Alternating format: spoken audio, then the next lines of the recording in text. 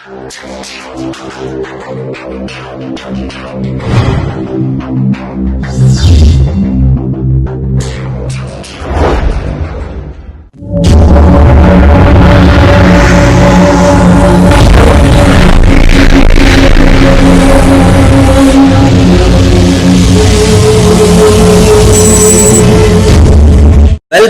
To BMS Nokha.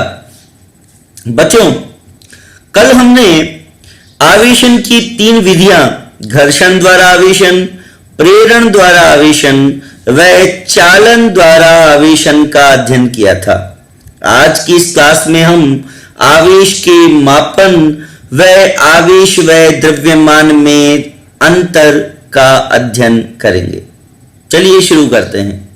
आज की class का पहला टॉपिक है स्वर्ण पत्र विद्युतदर्शी गोल्ड लीफ इलेक्ट्रोमीटर। ये एक ऐसा उपकरण है जो 3 काम करता है। इसका पहला काम है बच्चों आवेश का संसूचन। आवेश के संसूचन से मतलब है यह उपकरण हमें यह बताता है कि कोई वस्तु आवेशित है या निरावेशित है। इसका दूसरा काम है आवेश की मात्रा। वस्तु पर आवेश की मात्रा अधिक है या कम है। इसका तीसरा काम है बच्चों आवेश की प्रकृति। हमें यह बताएगा कि कोई वस्तु धनावेशित है या ऋणावेशित है। तो देखिए क्या लिखा है मैंने, इस उपकरण की सहायता से किसी वस्तु पर आवेश के संसूचन, आवेश की मात्रा व आवेश की प्रकृति के बारे में जानकारी प्राप्त होती है। अब हम पढ़ते हैं इस उपकरण की बनावट। क्या होता है इसके अंदर? कांच के एक उच्च निर्वातित बॉक्स में, आपको आपकी स्क्रीन पर इसका चित्र नजर आ रहा है। कांच के एक उच्च निर्वातित बॉक्स में रबड़ के कुचालक कॉर्क की सहायता से डिस्क युक्त धातु की छड़ लगी होती है। छड़ के निचले सिरे पर 2 स्वर्ण पत्र लगे होते हैं। देखो बेटा स्क्रीन पर यह आपको एक कांच का बॉक्स नजर आ रहा है, ठीक है। इस कांच के बॉक्स में ये उच्च निर्वातित बॉक्स है, मतलब इसके अंदर बिल्कुल भी वायु नहीं है। ऊपर एक रबड़ का कुचालक कॉर्क लगा है और इस कॉर्क के अंदर से तांबे की छड़ गुजर रही है।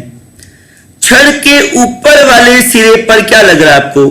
छड़ के ऊपर वाले सिरे पर एक डिस्क है और छड़ के निचले सिरे पर 2 स्वर्ण पत्र, 2 सोने की पत्तियां लगी हुई है।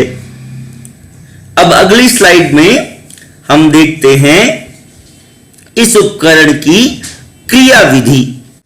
अब हम समझते हैं स्वर्ण पत्र विद्युतदर्शी की वर्किंग, इसकी क्रिया विधि। इसकी क्रिया विधि 3 भागों में डिवाइडेड है। सबसे पहले हम पढ़ते हैं आवेश का संसूचन। स्वर्ण पत्र विद्युतदर्शी हमें यह बताता है कि कोई वस्तु आवेशित है या निरावेशित है। सबसे पहले क्या करना है, वस्तु को डिस्क के संपर्क में लाने पर यदि स्वर्ण पत्र परस्पर दूर हटे तो वह वस्तु आवेशित है, तथा यदि पत्तियों के बीच की दूरी में कोई परिवर्तन ना हो तो वह वस्तु निरावेशित है।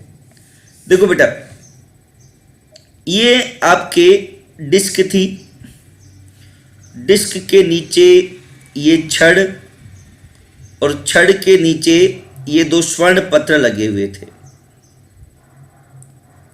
ठीक है।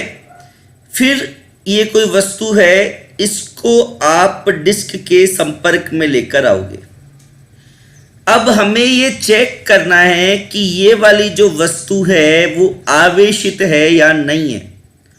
तो आप इस वस्तु को डिस्क के संपर्क में लाओ, और संपर्क में लाने के बाद भी अगर पत्तियों के बीच की दूरी में कोई भी परिवर्तन नहीं हो तो इसका मतलब ये वस्तु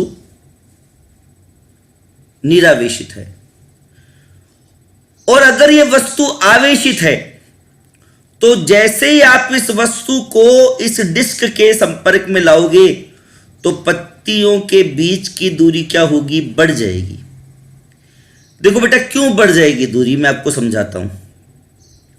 जैसे मान लो ये जो वस्तु है वो आवेशित है, ठीक है। अब जैसे ही आप इस वस्तु को डिस्क के संपर्क में लाओगे तो इस वस्तु का जो आवेश है वो इस धातु की छड़ में से होता हुआ इन स्वर्ण पत्रों के ऊपर आ जाएगा। अच्छा, इस वाले पत्र पर भी धनावेश आ गया और इस वाले पत्र पर भी धनावेश आ गया। तो धनावेश धनावेश इन दोनों पत्तियों पर समान प्रकृति का आवेश आया, और समान प्रकृति का आवेश आया तो दोनों पत्तियों के बीच प्रतिकर्षण बल लगा, और प्रतिकर्षण बल लगा तो पत्तियों के बीच की दूरी क्या हो गई, बढ़ गई। पत्तियों के बीच की दूरी बढ़ गई, ठीक है। तो हमने ये सीखा आवेश के संसूचन में कि वस्तु को डिस्क के संपर्क में लाओ, संपर्क में लाने के बाद अगर पत्तियां फैलती नहीं है तो इसका मतलब वस्तु निरावेशित है, और जैसे वस्तु को संपर्क में लाया और पत्तियां फैल जाए इसका मतलब वस्तु क्या है, आवेशित है। अगला पाठ देखो।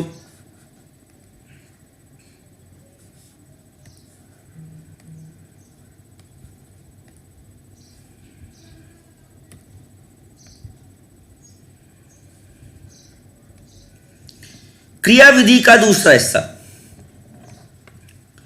आवेश की मात्रा। वस्तु पर आवेश की मात्रा अधिक है या वस्तु पर आवेश की मात्रा कम है, कैसे पता लगता है? देखो, आवेशित वस्तु को डिस्क के संपर्क में लाने पर स्वर्ण पत्र एक दूसरे से जितना अधिक दूर हटते हैं वस्तु पर आवेश की मात्रा उतनी ही अधिक होती है। देखो, इस चीज को मैं समझाता हूं। यह आपकी थी डिस्क, ये थी धातु की छड़, और ये नीचे थी बच्चों दो स्वर्ण पत्र।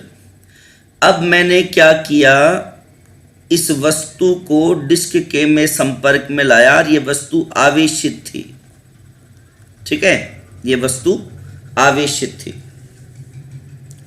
तो इस वस्तु का जो आवेश है वो इस धातु की छड़ में से होता हुआ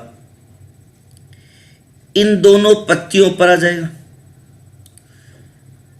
इस पर भी धनावेश आया और इस पर भी धनावेश आया, और समान प्रकृति के आवेशों के मध्य प्रतिकर्षण बल कार्य करता है।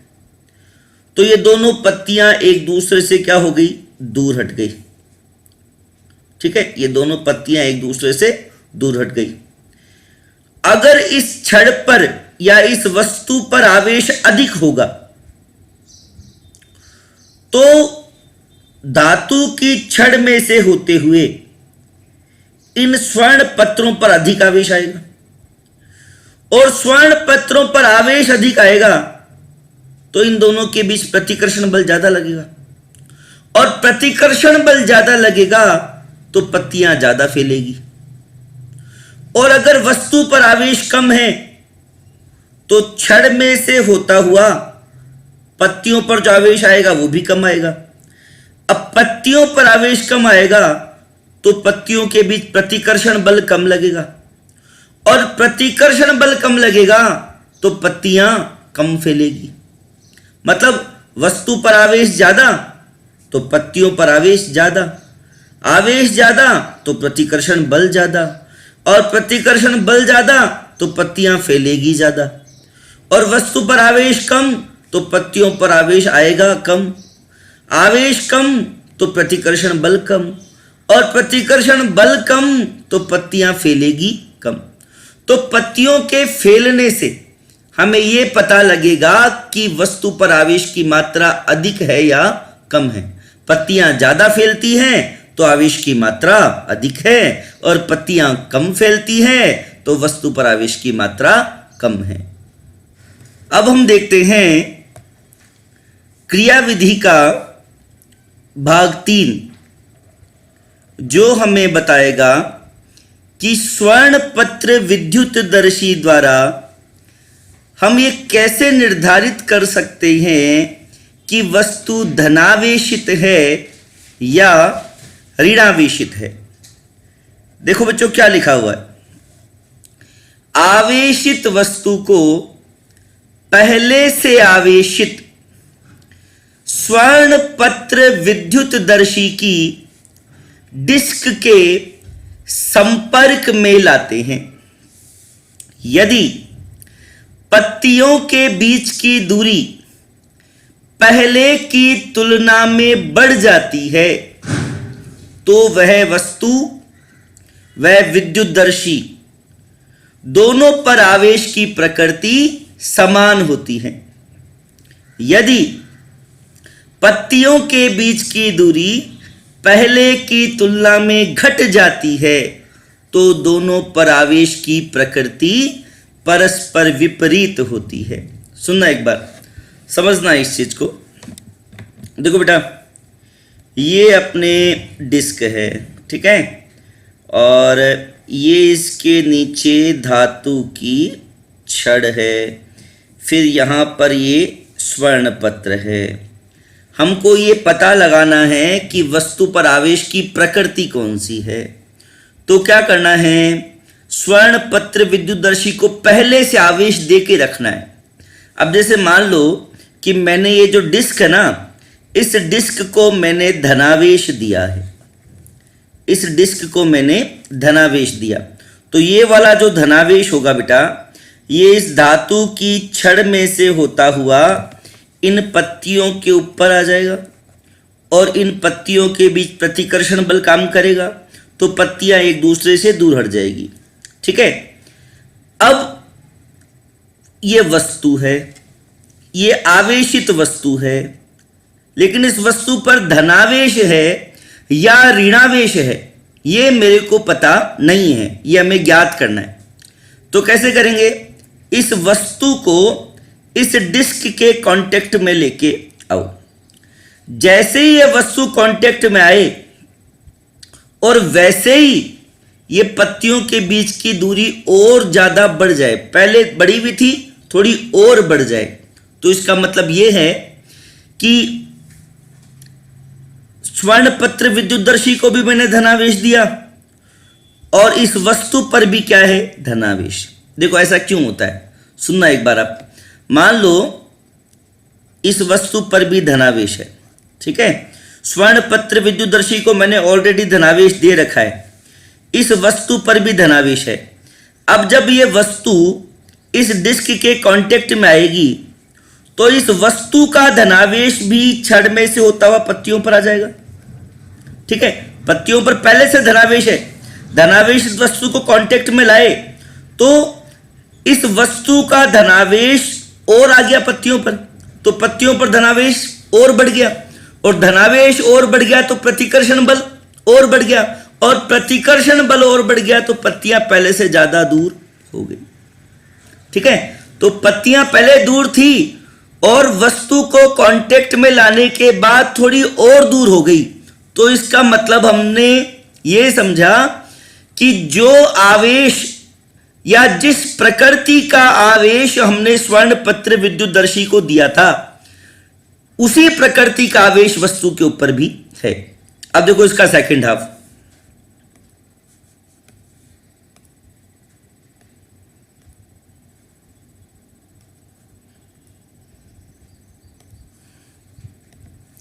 देखो सेकंड हाफ में क्या है,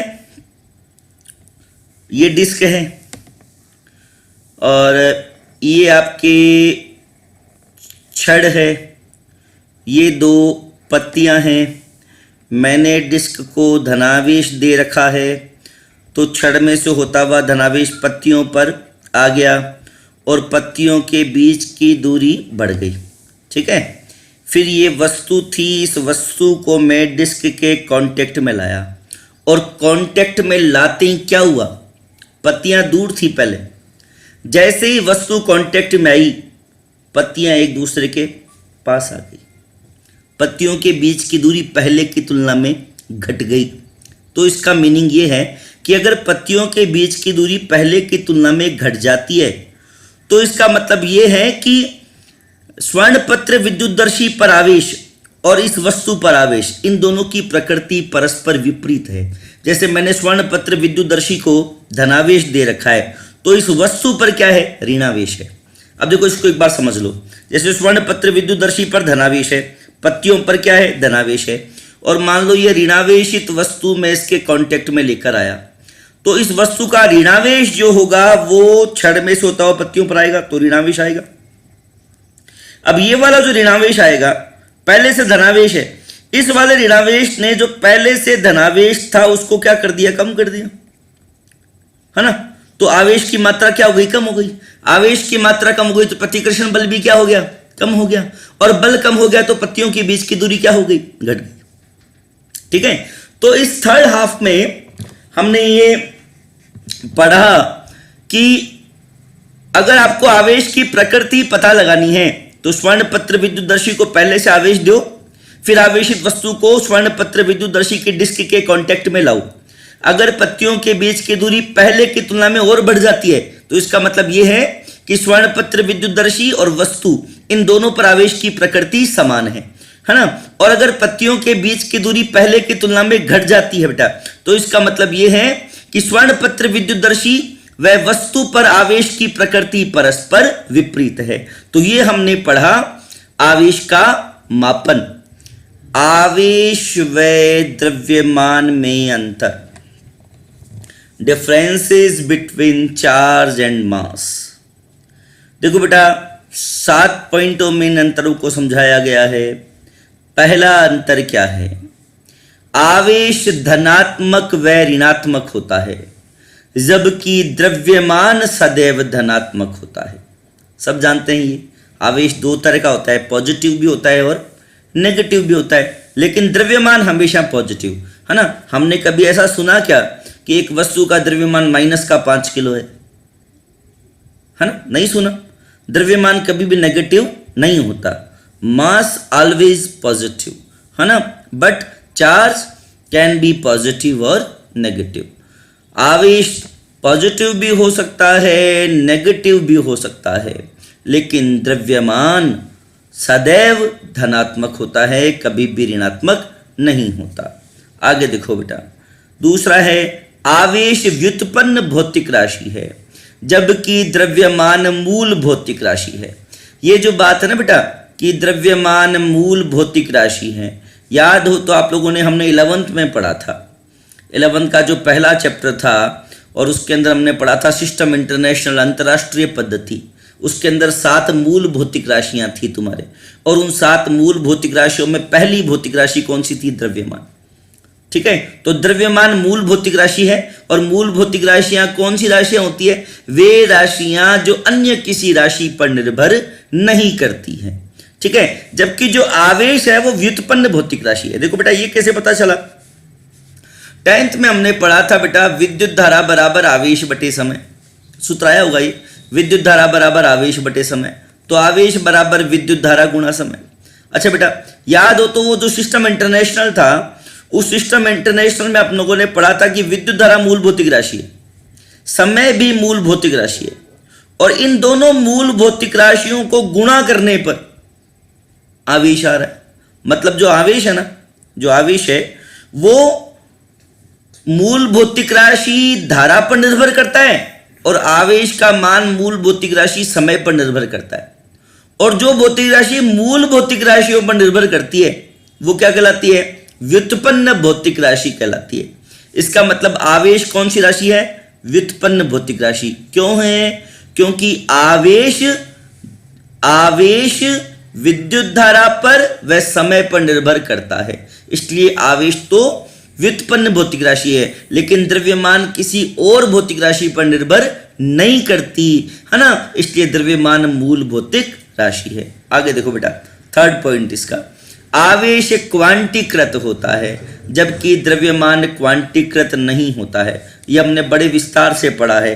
प्रकृति में प्रत्येक वस्तु पर आवेश इलेक्ट्रॉन पर आवेश के पूर्ण गुणज के तुल्य होता है ना। इलेक्ट्रॉन निकाले हैं तो प्लस, इलेक्ट्रॉन डाले हैं तो माइनस। ये जो E है वो 1.6 इंटू 10⁻⁻19 गुना, और n क्या है? पूर्ण संख्या जो इलेक्ट्रॉनों की संख्या को प्रदर्शित करती है। और प्रकृति में सबसे संभव छोटा आवेश स्मॉल e के बराबर होता है ना, जिसे आवेश का क्वांटा या मूल आवेश कहते हैं। ये सारी बातें अपन पढ़ चुके हैं। तो आवेश तो क्वांटीकृत होता है जबकि द्रव्यमान क्वांटीकृत नहीं होता है। या हम ये भी बोल सकते हैं कि जैसे हमें ये पता है कि आवेश का क्वांटा इलेक्ट्रॉन है, आवेश का क्वांटा कौन है? इलेक्ट्रॉन है। आवेश का क्वांटा ज्ञात है जो इलेक्ट्रॉन है, लेकिन द्रव्यमान का क्वांटा क्या है ये हमें ज्ञात नहीं है। आगे देखिए बेटा, आवेश संरक्षित होता है, पढ़ा था। किसी विलगित निकाय का कुल आवेश सदैव नियत रहता है। आवेश को न तो उत्पन्न किया जा सकता है न ही नष्ट किया जा सकता है, बल्कि इसे एक वस्तु से दूसरी वस्तु में स्थानांतरित किया जा सकता है। सारी बातें पढ़ी थी अपन ने। तो आवेश संरक्षित होता है जबकि द्रव्यमान संरक्षित नहीं होता है। ठीक है, आइंस्टीन थे। आइंस्टीन एक द्रव्यमान ऊर्जा तुल्यता संबंध, बहुत फेमस संबंध है, याद हो तो E बराबर mc²। ठीक है, ये संबंध दिया था, और इस संबंध में आइंस्टीन ने ये बताया था कि जो द्रव्यमान और ऊर्जा है, जो दोनों तुल्य राशियां हैं, द्रव्यमान और ऊर्जा दोनों तुल्य राशियां हैं, इन्हें आपस में रूपांतरित किया जा सकता है ना। मतलब द्रव्यमान ऊर्जा में रूपांतरित हो जाता है। तो द्रव्यमान संरक्षित नहीं होता, द्रव्यमान ऊर्जा में रूपांतरित हो जाता है। आगे देखिए बेटा, पांचवा पॉइंट क्या है? दो आवेशों के मध्य आकर्षण व प्रतिकर्षण बल कार्य करता है, जबकि दो द्रव्यमानों के मध्य सदैव आकर्षण बल कार्य करता है। जैसे हमने पढ़ा था ये कि जो आवेश हैं, अगर वो आवेश विपरीत प्रकृति के हैं, एक पॉजिटिव और दूसरा नेगेटिव, तो उनके बीच में कौन सा बल लगेगा? आकर्षण। और दोनों समान प्रकृति के हैं, दोनों पॉजिटिव या दोनों नेगेटिव, तो उनके बीच कौन सा बल कार्य करेगा? प्रतिकर्षण बल काम करेगा। विपरीत प्रकृति के आवेशों में आकर्षण और समान प्रकृति के आवेशों के मध्य प्रतिकर्षण बल कार्य करता है, जबकि द्रव्यमानों के बीच हमेशा कौन सा बल लगता है? आकर्षण, है ना। जैसे हमने 11th में पढ़ा था ना कि एक वस्तु का द्रव्यमान m1, दूसरी वस्तु का द्रव्यमान m2, दोनों के बीच की दूरी r, तो उनके बीच गुरुत्वाकर्षण बल, न्यूटन का सार्वत्रिक गुरुत्वाकर्षण का नियम F बराबर gm1m2/r²।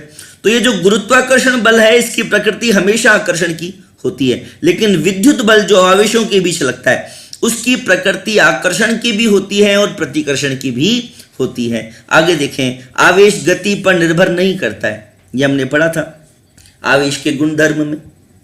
ठीक है, जो आवेश के गुणधर्म बताए थे उसमें मैंने बताया था कि आवेश गति से अप्रभावित रहता है ना। एक वस्तु गति करने लग जाए तो उस पर आवेश बदलता नहीं है, लेकिन द्रव्यमान जो होता है ना, वो गति करने पर बढ़ता है।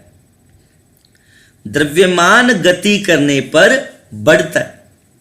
ये बात किसने बताई? ये बात भी आइंस्टीन ने बताई थी बेटा। कैसे बताई थी? देखो, उस आइंस्टीन साहब ने ये बताया था कि एक वस्तु है, अभी विराम अवस्था में रुकी हुई है, ठीक है, और विराम अवस्था में इस वस्तु का द्रव्यमान है m0। इस m0 को बोलते बेटा विराम द्रव्यमान। अगर यही वस्तु v वेग से गति करना शुरू कर दे तो इस वस्तु का द्रव्यमान m0 से बढ़कर m हो जाता है, और इस m को बोलते हैं गतिक द्रव्यमान। m0 क्या है? विराम अवस्था में वस्तु का द्रव्यमान है ये, इसलिए इसको बोलते हैं विराम द्रव्यमान। और ये m है गतिशील अवस्था में वस्तु का द्रव्यमान, तो इसको बोलते हैं बेटा गतिक द्रव्यमान। और इन दोनों द्रव्यमानों के मध्य एक संबंध होता है, m is equal to m0 upon √1 - v²/c²। ठीक है, बाकी सारी चीजें तो मैं बता ही चुका हूं। ये c क्या है बेटा? ये c है निर्वात में प्रकाश की चाल 3 × 10⁸ मीटर पर सेकेंड। ठीक है। और इस फॉर्मूला से हम देख सकते हैं, देखो बेटा मैं एक्सप्लेन करने की कोशिश करता हूं तुम लोगों को, है ना। इधर ध्यान देना एक बार, बहुत सिंपल सी मैथमेटिक्स है, कुछ भी नहीं है। 1 minus v square upon c square, 1 में से कुछ घट रहा है, 1 में से कुछ घट रहा है, मतलब ये वाली संख्या 1 से छोटी है। 1 में से मैंने कुछ घटाया, मतलब ये वाली संख्या 1 से छोटी है। फिर अंडर रूट किया तो और छोटी हो गई, अंडर रूट किया तो और छोटी हो गई। फिर किसी भी संख्या में जब आप एक से छोटे संख्या का भाग दोगे तो उत्तर बड़ा आएगा। जैसे एग्जांपल देखो, जैसे मान लो 5 के अंदर 5 है ना, और 5 के अंदर अगर मैं 0.5 का भाग देता हूं क्या आता है, 10। संख्या बढ़ गई, है ना। किसी भी संख्या में अगर आप एक से छोटी संख्या का भाग दोगे तो उत्तर बड़ा आएगा, है ना। ये 1 में से मैंने कुछ घटाया तो ये वाली संख्या 1 से छोटी हो गई, फिर अंडर रूट किया तो और छोटी हो गई, फिर m नोट में मैंने एक से छोटी संख्या का भाग दिया तो उत्तर आया m, है ना। किसी भी संख्या में जब एक से छोटी संख्या का भाग देते हैं तो जो उत्तर आता है ना वो उस संख्या से क्या आता है, बड़ा आता है। मतलब m का मान m नोट से क्या होगा, ज्यादा होगा। मतलब गतिक द्रव्यमान जो होता है वो विराम द्रव्यमान से क्या होता है, अधिक होता है। तो सवाल ये उठता है यार, फिर हमें पता क्यों नहीं चलता, हम भी गति करते हैं, ठीक है, हमारा द्रव्यमान तो नहीं बढ़ता। हम तो गति करके हमारा द्रव्यमान घटाते हैं, सुबह सुबह मॉर्निंग वॉक करते हैं, है ना, और मॉर्निंग वॉक करके हम लोग तो हमारा द्रव्यमान घटाते हैं। फिर ऐसा क्यों हुआ, देखो इसका भी आंसर मैं दे देता हूं तुमको, इधर ध्यान देना एक बार।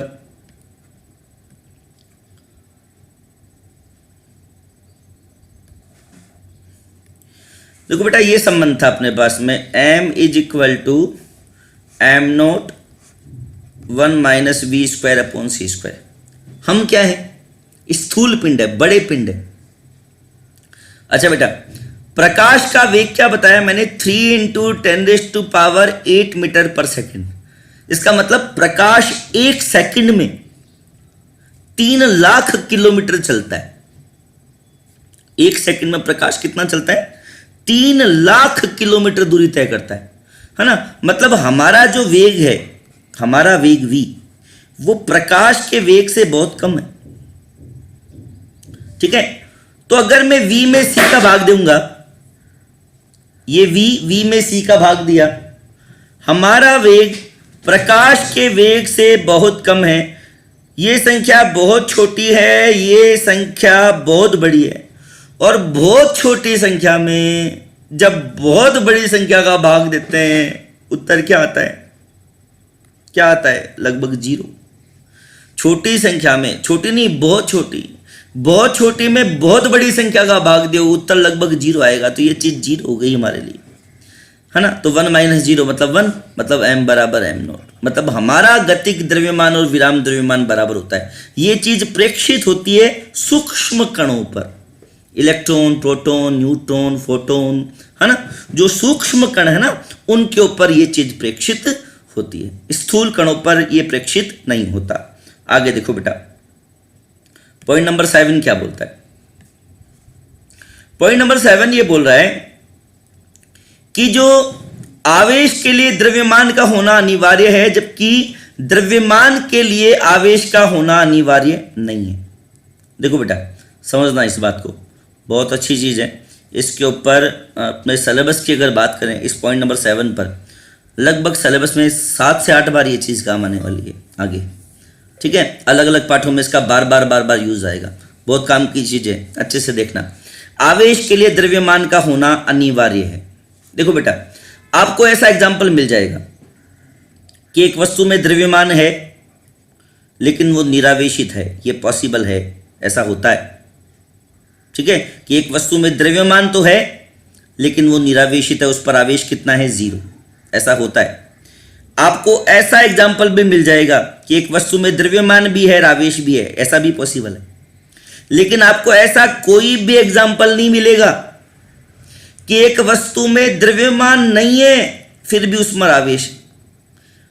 आवेश बिना द्रव्यमान के नहीं होता, आवेश तभी होगा जब द्रव्यमान होगा।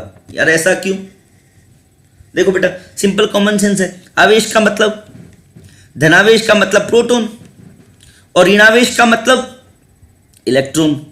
कब होंगे ये? देखो बेटा, किसी वस्तु में द्रव्यमान है मतलब उसमें पदार्थ है, पदार्थ है तो कण है, कण है तो अणु है, अणु है तो परमाणु है, परमाणु है तो इलेक्ट्रॉन प्रोटॉन और न्यूट्रॉन है, इलेक्ट्रॉन है तो ऋणावेश है, प्रोटॉन है तो धनावेश है। ठीक है। और अगर द्रव्यमान नहीं होगा तो पदार्थ नहीं होगा, तो कण नहीं होंगे, तो अणु नहीं होंगे, तो परमाणु नहीं होंगे, इलेक्ट्रॉन प्रोटॉन न्यूट्रॉन नहीं होंगे, इलेक्ट्रॉन प्रोटॉन नहीं होंगे तो ऋणावेश भी नहीं होगा और धनावेश भी नहीं होगा। ठीक है। तो बिना द्रव्यमान के आवेश नहीं होता। ठीक है। जैसे अपन 11th केमिस्ट्री में तुम लोगों को आया होगा फोटोन। फोटोन क्या है? एक विद्युत उदासीन कण है। फोटोन का विराम द्रव्यमान कितना होता है? 0 होता है। ऐसे ही न्यूट्रिनो, एंटी न्यूट्रिनो, ये भी सारे विद्युत उदासीन कण है। क्यों? इनका विराम द्रव्यमान 0 है। फोटोन का द्रव्यमान 0, न्यूट्रिनो का विराम द्रव्यमान 0, एंटी न्यूट्रिनो का विराम द्रव्यमान 0, और विराम द्रव्यमान 0 होने के कारण इनका आवेश भी कितना? 0। ठीक है। हमारी बुक में पीछे आपको एक क्वेश्चन मिलेगा, ऐसे कणों का नाम बताइए जिनका विराम द्रव्यमान 0 होता है। क्या है? Photon, neutrino, anti neutrino. ठीक है। और विराम द्रव्यमान 0 होने के कारण इन पर आवेश नहीं होता, ये विद्युत उदासीन होते हैं। हाँ बेटा, ऐसा होता है। देखो, आवेश बिना द्रव्यमान के नहीं होता। आवेश के लिए द्रव्यमान का होना जरूरी है। आवेश तभी होगा जब द्रव्यमान होगा।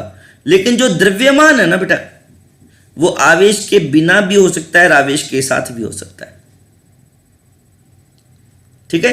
द्रव्यमान आवेश के बिना भी हो सकता है, द्रव्यमान आवेश के साथ भी हो सकता है। जैसे एग्जांपल देता हूं मैं आपको, ऐसा एग्जांपल देता हूं। देखो, जैसे अपन बात करते हैं न्यूट्रॉन की। अब न्यूट्रॉन में द्रव्यमान है कितना है? 1.674 इंटू 10⁻⁻27 किलोग्राम। न्यूट्रॉन में द्रव्यमान है लेकिन आवेश नहीं है।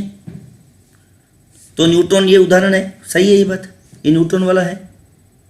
ठीक है, फिट हो रहा है न्यूट्रॉन के ऊपर। ये वाली बात देखो कि द्रव्यमान भी हो और आवेश भी हो, तो इलेक्ट्रॉन और प्रोटॉन, इलेक्ट्रॉन और प्रोटॉन इन दोनों में द्रव्यमान भी होता है और आवेश भी होता है। लेकिन यार ऐसा कोई एग्जाम्पल आपको नहीं मिलेगा कि द्रव्यमान नहीं है फिर भी आवेश है, ऐसा तो होता ही नहीं है। ठीक है। तो आज की क्लास में हमने 2 टॉपिक पढ़ लिए बेटा। आवेश का मापन, मापन के अंतर्गत हमने आवेश का संसूचन पढ़ा, आवेश की मात्रा कैसे ज्ञात करते हैं वो पढ़ा, आवेश की प्रकृति कैसे निर्धारित करते हैं वो पढ़ा। फिर हमने आवेश व द्रव्यमान में अंतर पर अध्ययन किया। देखो बच्चों, 6 तारीख से रेगुलर क्लासेस चल रही है तुम्हारे। अभी डेमो क्लासेस का टाइम है, 15 तक तो लगातार डेमो क्लासेस चलेगी और उसके बाद ये डेमो क्लासेस बंद हो जाएगी। फिर हमारे इस ऐप को जो भी सब्सक्राइब करेगा, जो भी इसका सब्सक्रिप्शन लेगा, वो ही आगे कंटिन्यू कर पाएगा। तो विद इन 2 डेज जो भी सब्सक्रिप्शन के लिए जो भी नॉर्म्स आपको बताए जाएंगे, आप उन नॉर्म्स को फुलफिल करें ताकि आपकी एजुकेशन में किसी भी तरह का कोई डिस्टर्बेंस क्रिएट नहीं हो, है ना। नवंबर के पहले बेटा कोई चांस नहीं है स्कूल खुल जाए। और जो सिलेबस कम होने की बात आ रही है, तो एनसीईआरटी ने बोला था कि सिलेबस 30% कम कर दिया गया, और वो सिलेबस मैंने कल देखा था। एक्चुअली कुछ भी कम नहीं किया गया। हर टॉपिक में से, हर चैप्टर में से कोई एक टॉपिक या कोई 2 टॉपिक कम किए गए। और वो बेटा ऐसा कम किया गया, जैसे मैं मैथ्स का एक एग्जांपल देता हूं तुमको। मैथ्स के अंदर एक एक्सरसाइज थी तुम्हारे 11th में, सेट्स। ठीक है। उसमें टाइप्स ऑफ सेट्स हटा दिए गए। जो एक ही की आच्छादक वगैरह ये पढ़े थे तुम लोगों ने, टाइप्स ऑफ सेट्स हटा दिए। अब टाइप ऑफ सेट हटा दिए तो वो एक्सरसाइज पढ़ाएगा कैसे टीचर? टीचर को अगर वो एक्सरसाइज पढ़ानी है तो उसको टाइप ऑफ सेट बताने पड़ेंगे। तो बोर्ड ने ऐसे टॉपिक हटाए हैं जो हटा भी दिए, लेकिन अगर टीचर उनको पढ़ाएगा नहीं तो वो टीचर उस चैप्टर को एक्सप्लेन नहीं कर सकता। तो एक्चुअली इनफैक्ट कुछ भी हटाया नहीं गया है, सिलेबस में से कुछ भी कम नहीं किया जाएगा, और ये प्रैक्टिकली हो भी नहीं सकता। यहाँ सिलेबस कम कर दिया जाए तो आगे नीट और जेई वहाँ ऑलरेडी हमारे से सिलेबस थोड़ा सा ज़्यादा है, फिर यहाँ अगर सिलेबस कम कर देंगे तो वहाँ और ज़्यादा हो जाएगा। तो ये चीज़ें भी दिमाग से निकाल दें कि सिलेबस कम हो जाएगा, किसी हालत में नहीं होगा, ठीक है। और हमें प्रमोट कर दिया जाएगा। जब अभी कोरोना अपने पीक पर था तो भी तुम्हारे बोर्ड एग्जाम्स लिए गए थे, ठीक है। फाइनल ईयर वाला आप देख ही रहे हो, रोज नए नियम आ रहे हैं। यूजीसी की गाइडलाइन है, साफ साफ बोला हुआ उसके अंदर कि बिना एग्जाम के अगली क्लास में प्रमोट करना पॉसिबल ही नहीं है ना। तो हमारे अपने दिमाग से ये भी चीज़ निकालें कि आपको यूं प्रमोट कर दिया जाएगा, ना प्रमोट होंगे ना सिलेबस कम होगा, ठीक है। इसलिए ऑनलाइन क्लासेस को, ये जो तुम्हारे एकदम रेगुलर चल रही है ना, बहुत ही अच्छी क्लासेस, तुमको बहुत ही अच्छे व्यू के साथ, है ना। ये क्लासेस को अगर आप देखोगे ना, माइंडसेट को पॉजिटिव करके देखोगे तो मतलब किसी हालत में आपको ये फील नहीं हो सकता कि हम लोग क्लास में बैठ के नहीं पढ़ रहे हैं। और क्लास में तो मैं एक बार बताता हूं, ज्यादा से ज्यादा 2 बार। यहां तुम दिन में मेरी क्लास 50 बार देखो, तुमको कौन मना करता है, ठीक है ना। तो इस चीज को प्रैक्टिकल लें, पॉजिटिव लें, पढ़ना शुरू करें, ठीक है। जो भी सब्सक्रिप्शन के जो भी नॉर्म्स आपको बताए जाते हैं, उन नॉर्म्स को 15 तारीख तक आप लोग सारे के सारे उसको फुलफिल करें, ताकि आप लोगों का पढ़ाई बीच में किसी भी तरह से बाधित ना हो पाए, ठीक है। बाय बाय, कल मिलते हैं।